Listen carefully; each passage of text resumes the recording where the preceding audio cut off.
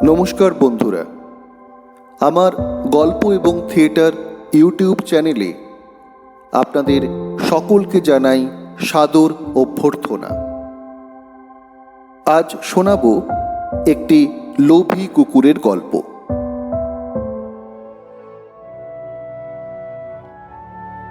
একদিন একটি লোভী কুকুর এক মাংসের দোকান থেকে এক টুকরো মাংস চুরি করল।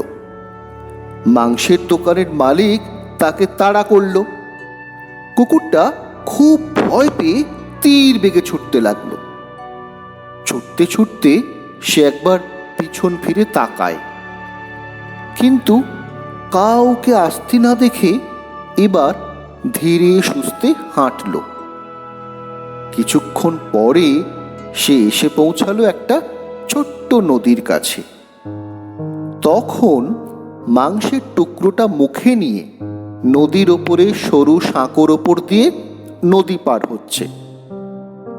এমন সময় নদীর জলে তার ছায়া পড়তে দেখে সেটিকে অন্য আরেকটি কুকুর বলে ভেবে নিল, আর তার মুখের মাংসের টুকরোটা পাওয়ার জন্য তার খুব লোভ হলো। সে আর কোনো চিন্তা ভাবনা না করে নদীর জলে ঝাঁপিয়ে পড়ল।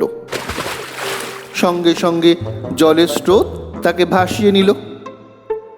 লোভী কুকুরটা মাংসের টুকরোটার সঙ্গে তার প্রাণও হারালো।